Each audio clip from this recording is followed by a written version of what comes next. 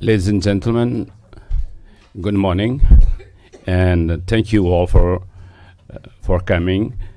In my capacity of the president of the CCBE, the Council of Bars and Law Societies of Europe, I welcome all of you to this press conference.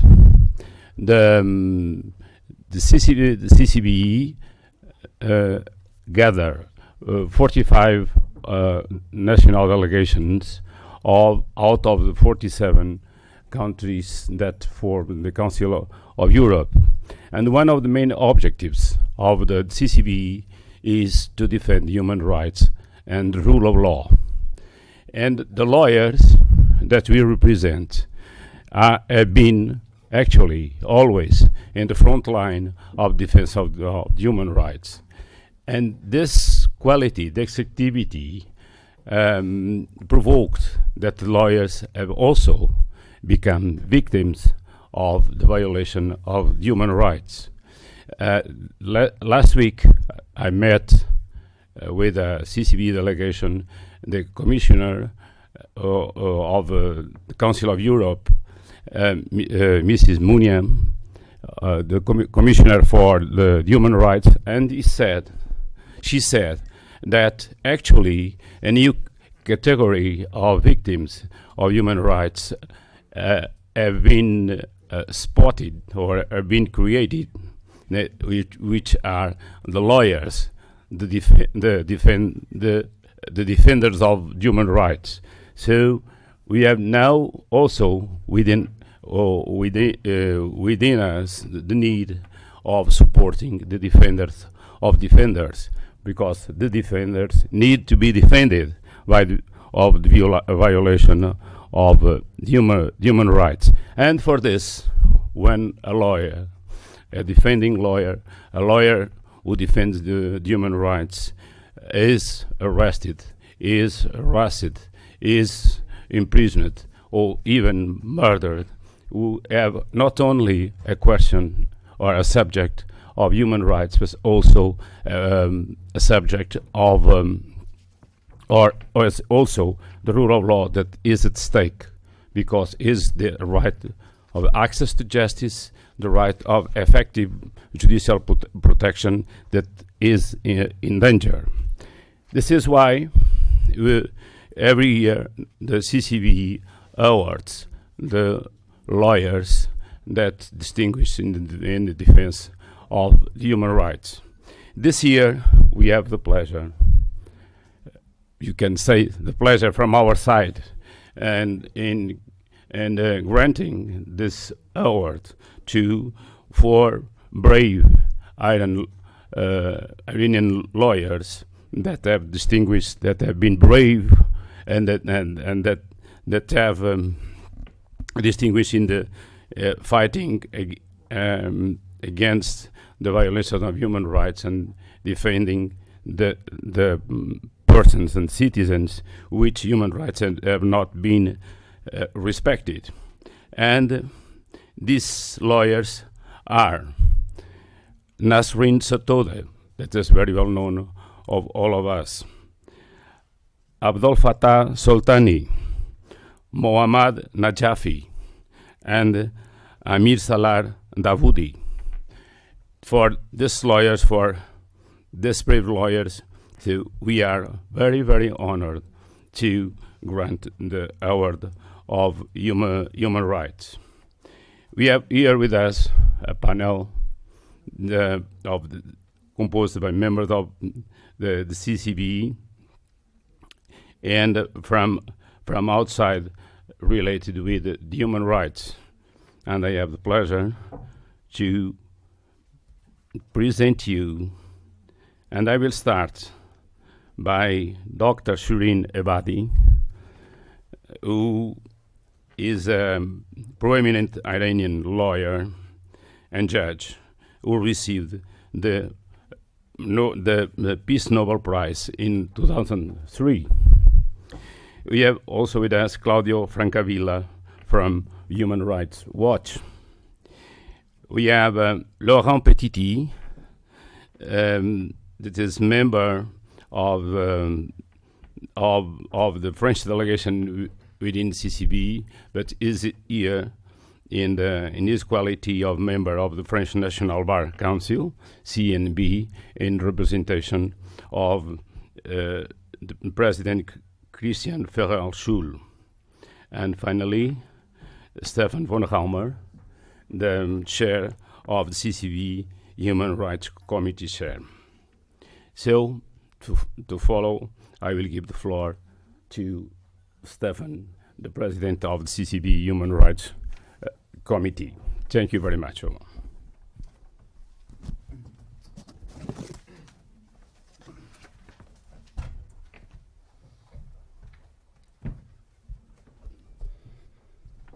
Dear Dr. Ebadi, I'm very pleased that you came here to honor us with your presence. Thank you so much for that. Dear Mr. President, dear representatives of the press and international organizations, dear colleagues, one of my first jobs I had to do when I went the chair of the Human Rights Committee of the CCBE was to overview a letter that was written to the President of Iran on the case of Nasrin Sotoudeh. And when I was overviewing that letter and seeing that sentence of 33 years of prison and 148 lashes, I even couldn't imagine how somebody could survive 148 lashes. And I was aware that I do a very easy job as a German lawyer in Western Europe that cannot be compared to a job a lawyer has to do in Iran, especially when defending human rights. So now I'm here to be a part of the ceremony also of this Human Rights Award of the CCBE. And some background of the situation in Iran is that since late 2017, detainees that are held on national security-related charges in Iran have been told to choose their counsel from a list approved by Iran's Chief Justice. This is something that we can't understand in Western Europe. So this violation of international standard has been condemned strongly by Iran lawyers. And since September 2018, at least 8 lawyers were arrested after peacefully defending political prisoners or speaking out loud politically sensitive cases or issues. So, and the colleagues we are granting the prize to, the 4 colleagues now, are one of those 8 lawyers. So let me first of all present Abdolfattah Soltani. He is a lawyer at the Tehran Bar and one of the co-founders of the Center of Human Rights Defenders. He has been in prison in Iran since 2011. To this day, the current regime refuses to grant him conditional release and provide him with adequate health care. He has spent most of his career as a lawyer defending political prisoners. In principle, he should have already been released from prison because under Iranian law, a prisoner can be released after having served 1/3 of their sentence. Abdolfattah Soltani is currently serving a 10-year prison sentence.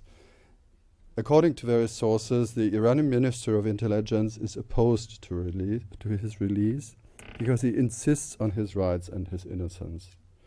In October 2012, Abdolfattah Soltani was awarded the International Bar Association Human Rights Award. And Mohammad Najafi is our next candidate for the prize. Is a human rights lawyer in Iran, particularly targeted for exercising his freedom of expression. In October 2018, lawyer Mohammad Najafi was sentenced to 3 years in prison and to the inhuman punishment of 74 lashes for the charges of disturbing the state and publishing falsehoods. This judgment was related to his work as a defense lawyer for 22-year-old Wahid Hajari, who died suspiciously in detention at the 12th police station in Arak, sometime between the end of December 2017 and the beginning of January 2018. Previous to this judgment, he had been detained from January 2018 to April 2018 in relation to his work in the case of Fahid Khedari. In December 2018, he was then sentenced twice to a total of 14 years of collaborating with enemy states through conveying information in interviews, propaganda against the government, insulting the supreme leader, and for publishing lies on the internet with the intention of disturbing public opinion. He was rearrested on the 1st of April 2019 after having been released 4 days earlier from Arab prison. And then Amirsalar Davoudi. He's an Iranian lawyer who has defended many political prisoners and members of religious or ethnic minorities. He is openly opposed to the policy of Tehran regime and is very active on social networks.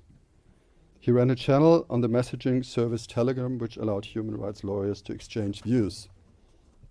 On 20th November 2018, he was arrested at his office by intelligence agents without a warrant. The conditions of Amirsalar Davoudi's detentions are of serious concern.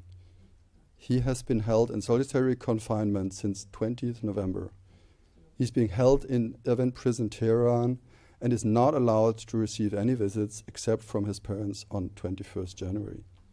He was not able to consult his lawyer or the prison doctor. Human rights organizations have also expressed their fears about possible acts of torture. On 1st of June 2019, Amirsalar Davoudi was sentenced by the 15th Chamber of the Tehran Revolutionary Court to 30 years imprisonment. Give you an extra information of that. After Article 134 of the country's Islamic Penal Code, 50 years of this 30 years he must serve.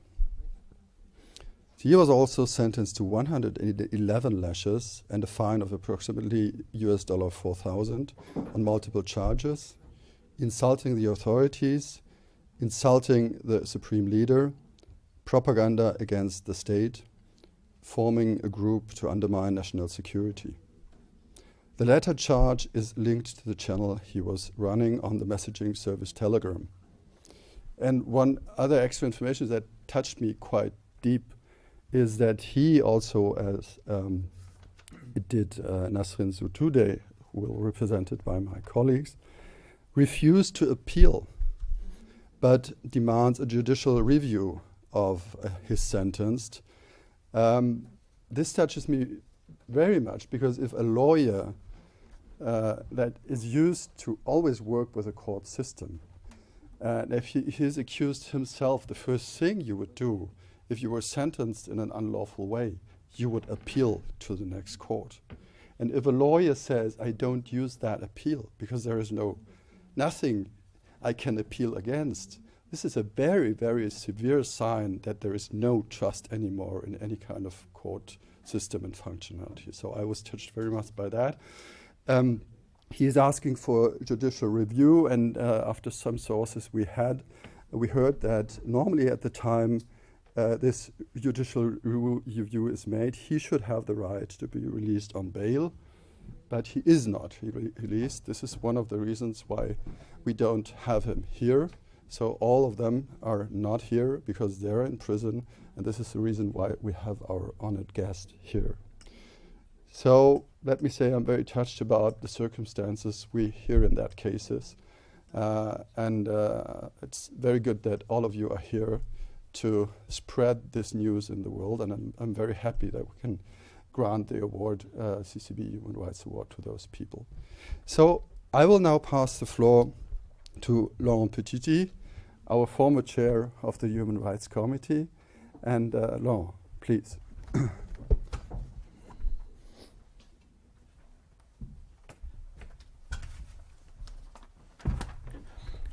Thank you, Stéphane. C'est un honneur pour moi de représenter la présidente du Conseil national des barreaux et d'intervenir pour vous présenter le prix qui sera attribué à Nasrin Sotoudeh. Nasrin Sotoudeh est une éminente avocate iranienne du barreau de Téhéran, défenseur des droits de l'homme. Diplômée de l'examen du barreau de Téhéran depuis 1995, elle a consacré en partie sa carrière à la défense des femmes et des enfants victimes de violences familiales, mais aussi à la défense de plusieurs activistes et de journalistes iraniens. Depuis le début de sa carrière, L'avocate n'a cessé de se battre. Elle a dû attendre 8 ans pour obtenir l'autorisation d'exercer en tant qu'avocate. À l'époque, déjà, elle était surveillée de près par les services de renseignement iraniens qui la jugent bien trop impliquée dans l'opposition.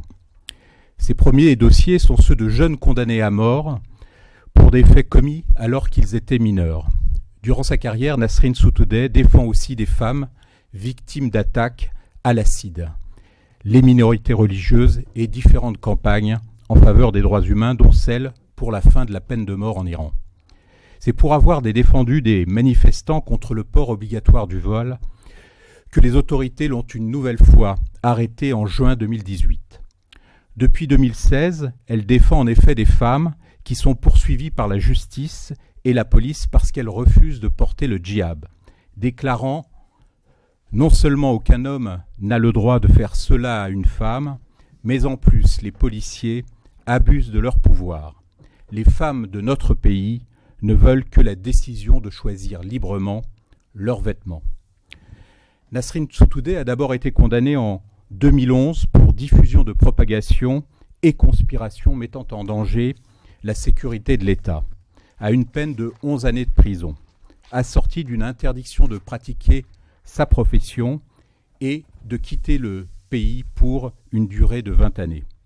Cependant, la mobilisation internationale ainsi que la relative ouverture du régime iranien ont permis que le nouveau président iranien, Hassan Rouhani, gracie Nasrin Sotoudeh. Elle fut libérée en septembre 2013. En août 2015, maître Nasrin Sotoudeh fut convoquée pour subir un interrogatoire à propos du renouvellement de sa licence professionnelle. 11 mois après avoir manifesté contre la suspension de cette licence pour une durée de 3 ans. La convocation de l'époque ne prévoyait aucune charge. Cependant, elle ne put y répondre en raison d'une opération qu'elle venait de subir. Par la suite, il lui fut demandé de se présenter devant le tribunal révolutionnaire, mais son accès lui fut refusé de nouveau car ses vêtements n'étaient pas considérés comme convenables. Maître Nasrin Sotoudeh fut alors condamnée in absentia à 5 ans de prison le 5 septembre 2016. Cependant, elle ne prit connaissance de sa peine que le 13 juin 2018, après avoir été arrêtée pour effectuer cette peine à la prison d'Evin. Dernièrement, Nasrin Sotoudeh a été condamnée le 30 décembre 2018 à la peine de 33 années d'emprisonnement et de 148 coups de fouet. Cette condamnation a été prononcée sur le fondement de 7 chefs d'accusation: collusion contre la sécurité nationale, propagande contre le système politique, encouragement à la prostitution et à la corruption et fourniture de moyens à cette fin, apparition dans des locaux réservés aux magistrats sans port du hijab, en violation de la charia, atteinte à l'ordre public et au calme, propagation de fausses informations de nature à perturber l'opinion publique. Les faits qui ont fondé ces poursuites sont notamment d'avoir été un membre actif d'un groupe de défense des droits de l'homme, d'avoir été impliqué dans un appel à l'organisation d'un référendum, d'avoir encouragé la corruption et la prostitution en donnant des interviews au cours desquelles elle a critiqué le régime et encouragé l'abandon du hijab, d'avoir déposé des fleurs en soutien aux femmes ayant refusé le port du hijab et d'avoir produit et distribué des badges portant le slogan, je cite, « Je proteste contre le hijab obligatoire ». Cette condamnation inique et cruelle, prononcée quelques jours après la Journée internationale des droits des femmes, est manifestement liée au seul exercice de sa profession, de sa mission d'avocate auprès de ses clientes. Durant son procès, Nasrin Sotoudeh n'était pas présente et n'a pas été représentée. Au vu des circonstances qui ne garantissaient pas ce procès équitable, Nasrin Sotoudeh a refusé de se faire représenter. Le juge l'a condamnée au maximum de la peine pour chacun des chefs d'accusation. En 2012, le Parlement européen avait décerné à Nasrin Sotoudeh le prix Sakharov pour la liberté de l'esprit et en 2018, elle reçut le prix international des droits de l'homme Ludovic Trarieux. Le prix des droits de l'homme du CCBE, qui lui est remis aujourd'hui, est un symbole fort de la mobilisation de toute une profession à son soutien et au soutien de tous les confrères iraniens qui luttent au péril de leur vie pour le respect des droits fondamentaux de leurs clients. Ce prix international, le 3e qu'elle reçoit, est le symbole de notre détermination, de notre obstination inébranlable en faveur de notre consoeur.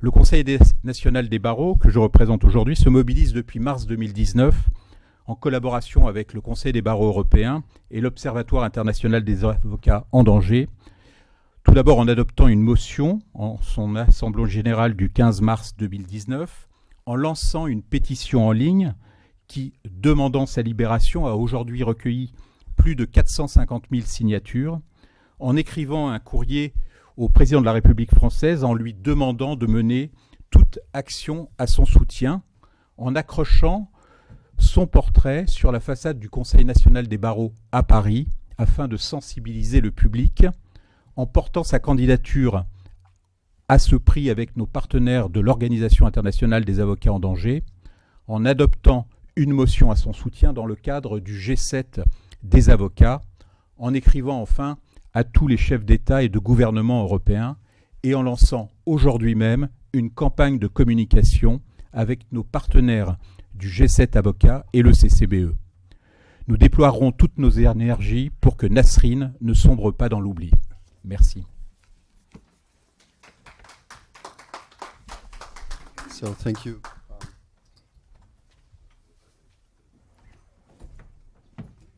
Thank you, Laurent. Now I'll pass the floor to Claudio, Human Rights Watch. Claudio.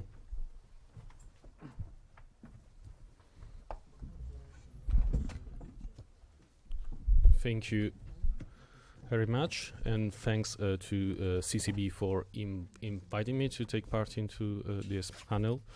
And I will use these roughly 5 minutes that I have, not to speak about the details of the cases. You have heard about it, you will hear about them, but maybe I'll try to highlight some patterns that concern the work that the lawyers and especially human rights lawyers face in Iran. And then if time allows as well, I might speak about what the EU response has been so far, or I'm happy to address that in the Q&A session. One of the patterns that we see is that of the reprisals. These people, human rights lawyers, are targeted because of their activities. That's pretty clear. If one looks at the case of Sotoudeh, she was arrested in June 2018 to serve a sentence that was issued against her in absentia 2 years earlier. And she was arrested shortly after having filed a case in defense of a woman who removed her headscarf. If you look at the case of Najafi, he was arrested in 2018 after having exposed the case of torture in prison.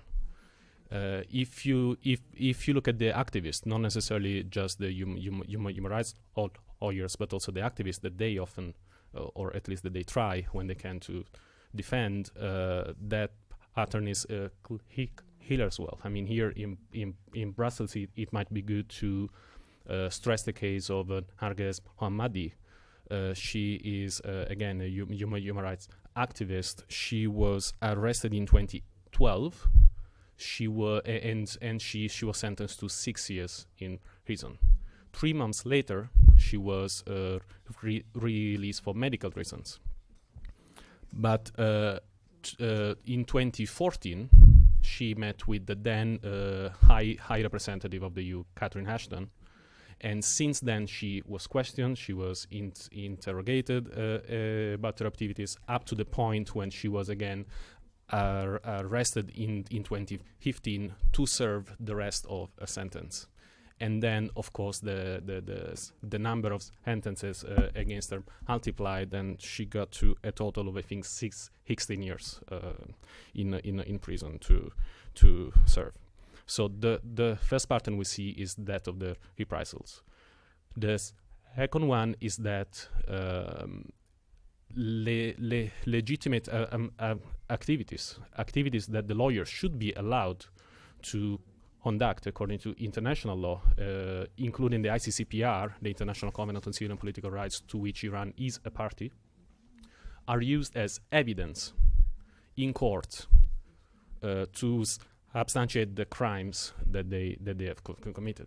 Activities like speaking to a foreign diplomat, activities like speaking to foreign media, activities like being a member or a founder or a supporter of a human rights organization in the country are used as evidence to convict these people, the lawyers. And the third one is a restriction to access.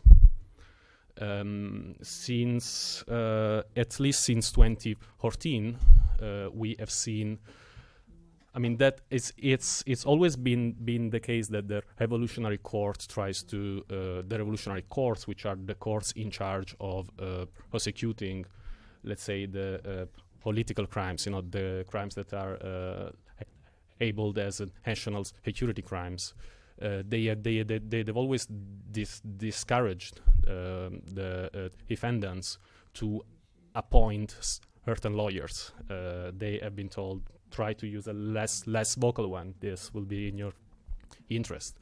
But in 2014, actually, there was a reform of the criminal code, of the criminal procedure law, which restricted by law access in the investigation phase for national security crimes only to a short list that is approved by the judiciary.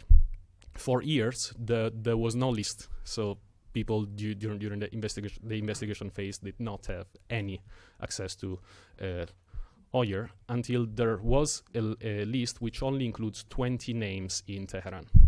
There are only 20 lawyers that you can go to in Tehran during the investigation phase. There are more than 20,000 barred lawyers in Iran, and none of the 20 that I mentioned are women, and none of them are human rights lawyers. So this has, of course, a strong and clear relation with human rights work in general. The human rights lawyers will be those who defend the human rights activists, and they are restricted. They can. It's very hard for the activists to have the defense in the first place. So it's clearly a pattern, if you want here, a strong, clear restriction from the part of the government not to allow for legitimate human rights activities to be carried out in the country. If time allows, I will briefly speak about the EU response to what's going on in the country. Of course, it's quite a tense time. We see what's going on in the country right now with the protests, but we have also, the global geopolitical landscape is quite delicate. There is the JCPOA, the Iran, the nuclear deal that the EU is trying as well, of course, to defend.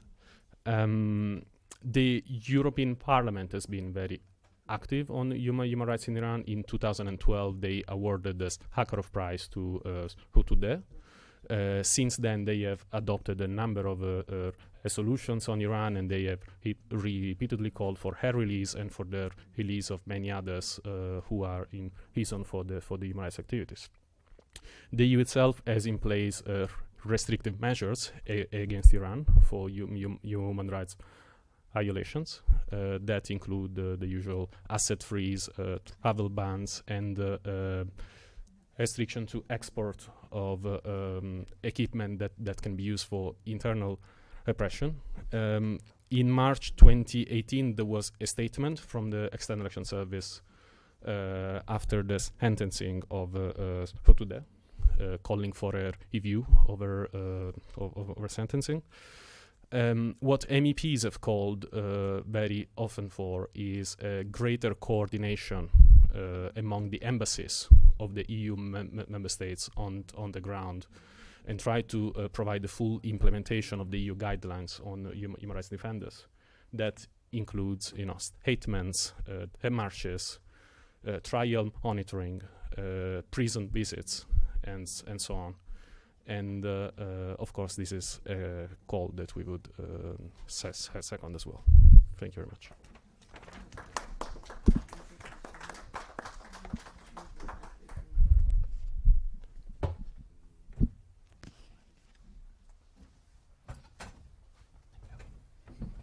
So thank you so much for this inside view on the situation. So, Mrs. Ebadi, you prefer to sit there together or to come here?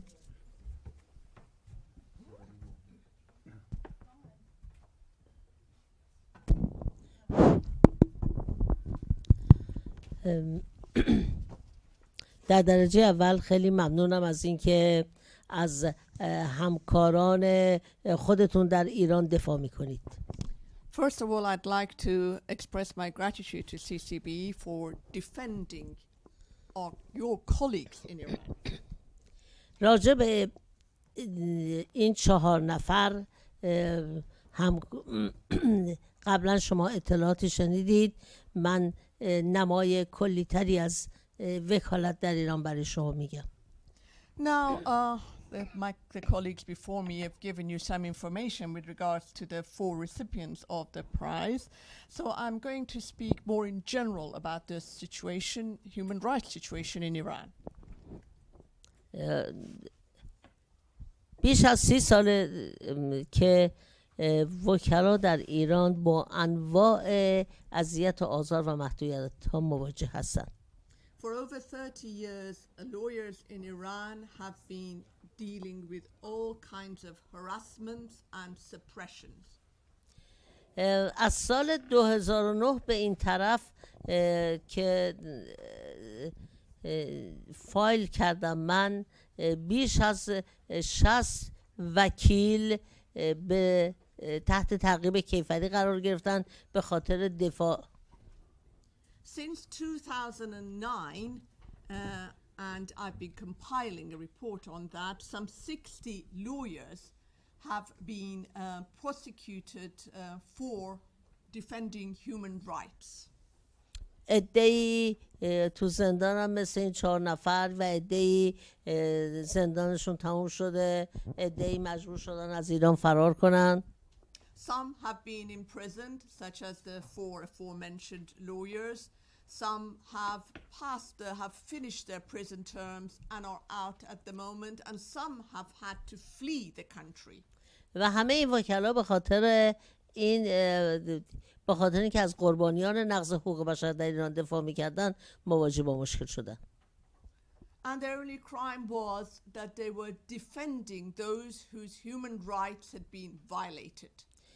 و دادستان همه اینها رو متهم میکنه به نشر اکاذیب علیه دولت و اقدام علیه امنیت ملی. And the prosecutor has charged these lawyers with propagating lies against the regime and also for undermining national security. حتما خبر دارید که خود من هم در سال 1999 به خاطر دفاع از دانشجویی که به دست پلیس کشته شده بود مدتی در زندان بودم.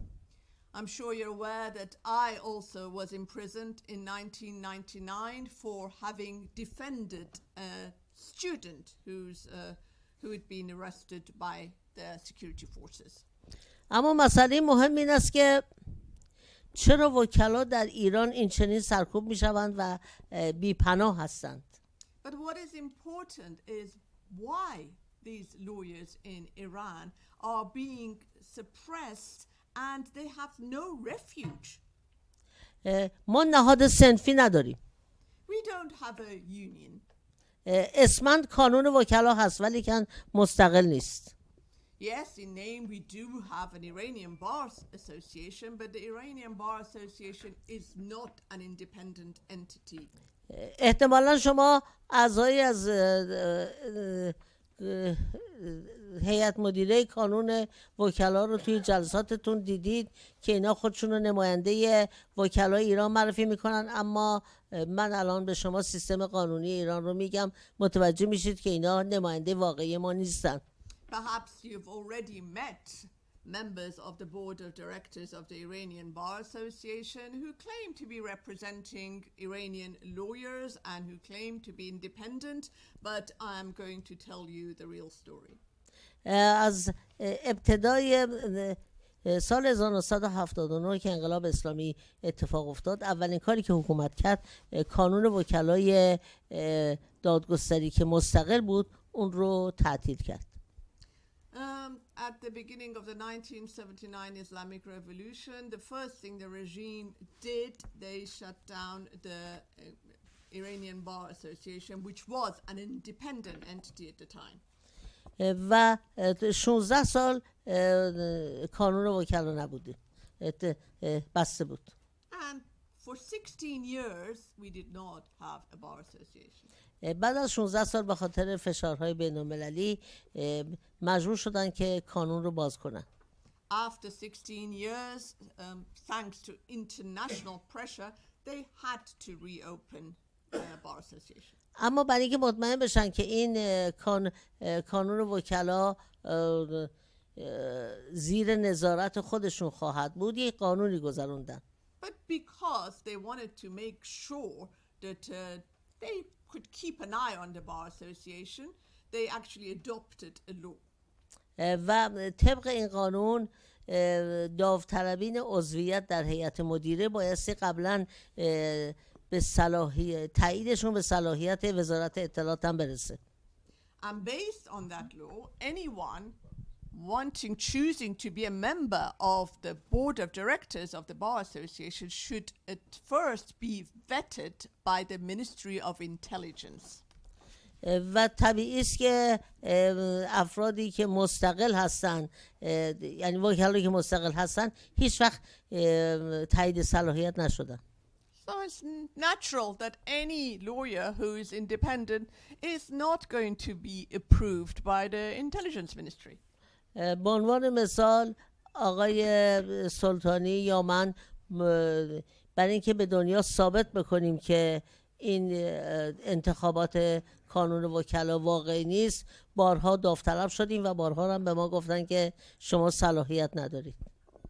For instance, Mr. Soltani and we wanted to prove that this board of directors is not independent, so we put ourselves forward as candidates, and every time the intelligence ministry rejected our application.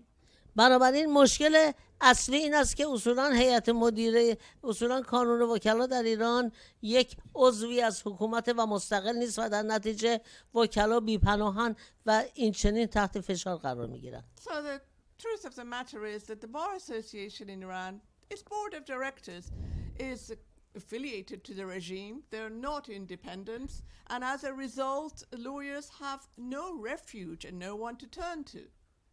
اما وکلایی که مستقل هستن طبق وجدانشون عمل میکنن و از قربانیان نقض حقوق بشر دفاع میکنن، ولی که میبینید که چه آخر عاقبتی پیدا میکنن. But the lawyers who do have a conscience, those human rights lawyers, they've continued to defend victims of human rights violations, but as you can see, they become victims themselves. فشار بر وکلا و محدود ساختن اونا یک نتیجه، یعنی یک عیب بزرگتری هم به دنبال داره. And this pressure on the lawyers and their suppression also leads to something even worse. و اون این است که مردمی که برای آزادی و دموکراسی دفاع میکنن هیچ کس دیگه نیست و جرئت نمیکنه از اونا دفاع بکنه و اینها بدون وکیل میمونن. And that is that those activists who fight for democracy and freedom once they're arrested, they have no one to represent them, and they have no lawyers to access. و در حقیقت این نه تنها ظلم این کار حکومت، نه تنها ظلم به طبقه وکلا، بلکه ظلم به همه افرادی که دارن مبارزه میکنن، برای اینکه اینا دیگه هیچ کس جرئت نمیکنه چنین، هیچ وکیلی جرئت نمیکنه چنین پرونده هایی را قبول کنه. So not only they're oppressing human rights lawyers, they're oppressing all activists, because no people know that there is no one to defend them, because no lawyer dares to defend human rights victims anymore. برای پر کردن این خلا من و آقای سلطانی قبلا یک جزوه هایی به زبان ساده تهیه کرده بودیم و این رو توضیح می کردیم بین دانشجوها، خبرنگارا و کسانی که کارشون یعنی می ترسیدن در معرض خطر دستگیری قرار بگیرن. Because of this vacuum that existed, Mr. Soltani and I in Iran, we used to make pamphlets and about rights and spread them amongst students and journalists. و از طریق این جزوه به اونا آموزش میدادیم که اگر دستگیر شدین، حالا که اگه وکیل نداشتین، چطوری از خودتون بتونین حقوق قانونی شما چیه و چطور باید رفتار کنید. So through these pamphlets, we tried to raise awareness among students and journalists that if you're arrested and if you do not have access to lawyers, these are things that you can do in order to defend yourselves. و همونطوری که همکار من از Human Rights Watch الان عنوان کرد، در حال حاضر اوضاع ایران خیلی ملتهبه. And as my dear colleague from Human Rights Watch told you, at the moment there is tension in Iran and the situation is quite drastic.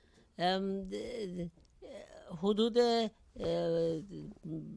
2 هفته قبل به طور ناگهانی بهای بنزین در ایران 3 برابر اضافه شد. Some 2 weeks ago they suddenly decided to triple the price of petrol in Iran. و مردم که از حکومت هم قبلا ناراضی بودن، این آخرین قطره بود که باعث شد که بیان به خیابون و در سر تا سر ایران چندین میلیون مردم آمدن و خیلی مسالمت آمیز اعتراض میکردن به حکومت. Now this sudden rise in petrol price was actually the last straw for people who were already disenchanted with the regime, and as a result millions throughout Iran took to the streets and protested. این در ایران کشور بسیار ثروتمندیه ولی که مردم روز به روز فقیرتر میشن. Now Iran is a very rich country. Yet its people are becoming poorer and poorer by the day. فرق در ایران 3 عامل داره.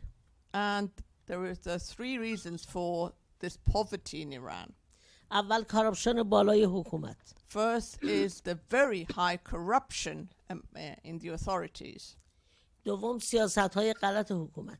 The second is the wrong policies adopted by the regime. پولی که در ایران باید خرج میشد خرج خرید اسلحه برای حزب الله لبنان، حوثی‌های یمن و حمایت از بشار اسد شده. The money that they should have been spending on their own people, they have spent on bolstering, on giving weapons to Hezbollah, on helping the Houthis in Yemen, on bolstering the regime of Bashar al-Assad. و همچنین ما هزینه زیادی در عراق کردیم برای اینکه حکومت اونجا رو تحت اختیار دولت ایران باشه. And Iran has also invested heavily in Iraq to make sure that the Iraqi government remains a puppet in the hands of the Iranians. در حقیقت پولایی که بعد صرف رفاه مردم بشه صرف جاه طلبی حکومت شده. So to all intents and purposes, the money that they should have spent on the welfare of their own people, they have spent it on their political ambitions. و علت سوم فقر تحریم اقتصادی ایرانه. And another reason for the poverty is the economic sanctions on Iran. بنابراین مرتکب این اشتباه نشیم که فکر کنیم فقط تحریمه که مردم رو اذیت کرده. نه، خود حکومت بیشتر از تحریم به مردم صدمه میزنه. So please don't make the mistake of thinking that Iran, the situation of Iranians is so bad because of the economic sanctions. No, it is the Iranian regime that has exacerbated the situation for its own people. به هر حال مردم آمدن به خیابون. In any case, the people have now taken to the streets in protest. حکومت ایران برای 5 روز اینترنت رو قطع کرد. For 5 days, the Iranian government shut down internet throughout the country. و بعد شروع کرد توی خیابون مردم رو کشتن. And then they started shooting at protesters on the streets. چون اینترنت نبود اطلاعات دقیقی بیرون نمی آمد. And because there was no internet, it was difficult to get hold of any information from inside Iran. الان اینترنت در اکثر ایران و نه در تمامش برقرار شده، بنابراین اطلاعاتی بیرون میاد. But now internet is back in most parts, not every part of Iran, in most part of Iran, so we have access to some information. طبق اطلاعات و آماری که داریم بیش از 200 نفر کشته شدن.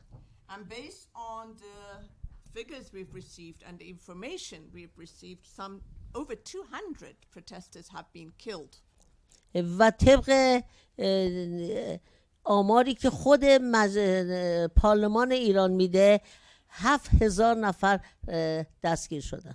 And based on the statistics published by Iranian regime by its parliament, some 7,000 protesters have been arrested. کی میخواد از این دستگیر شده ها دفاع کنه؟ Now, who is going to defend those who've been arrested? هر کی دفاع بکنه خودش رو مدام میره زندان. Because whoever defends them will end up in prison.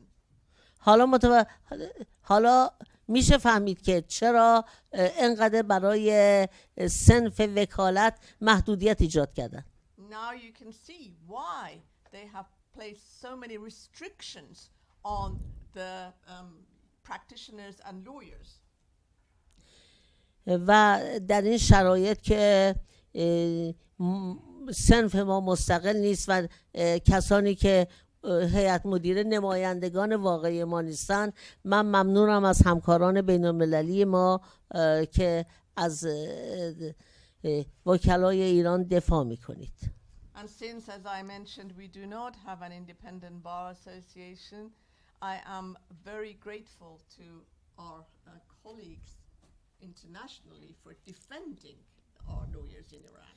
و امیدوارم با کمک شما صدای وکلای ایران به گوش جهانیان برسه. And I very much hope that with your help we'll make sure that the whole world hears the voices of these Iranian lawyers. دیروز من یک تلفنی داشتم از خانم امیرسالار داوودی از تهران. Yesterday I received a phone call from the wife of Mr. Amirsalar Davoudi, one of the recipients of this year's prize. و او از شما تشکر میکرد و میگفت من هرگز باور نمیکردم در حالتی که در کشور خودم انقدر به ما بیمهری میشه اون سر دنیا افرادی به فکر شوهر زندانی من باشن. And she asked me to please convey her gratitude to CCBE. She said I could never imagine that in my own country where we are totally being ignored and neglected, that there would be lawyers outside the country who'd be defending us. به هر حال از سوی خانواده 4 وکیلی که مورد تقدیر شما قرار گرفتن سپاسگزارم. So I would like to thank you on behalf of the families of the 4 lawyers who are recipients of the prize.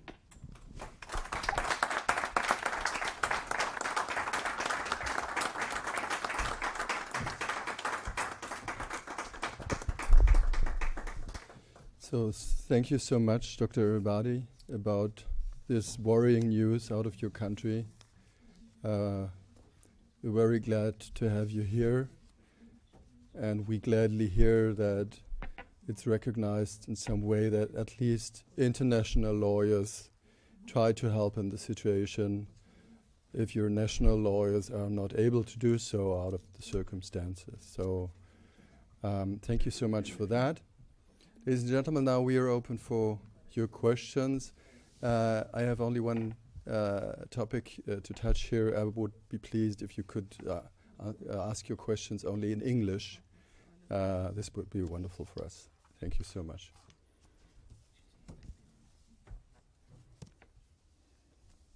Any questions in the room? So if there are no questions, seems that we touched the important topics on the floor. Thank you, Dr. Ebadi. Thank you, all of you here. Thank you that you were coming here and giving awareness of that very important topic to also the European world here.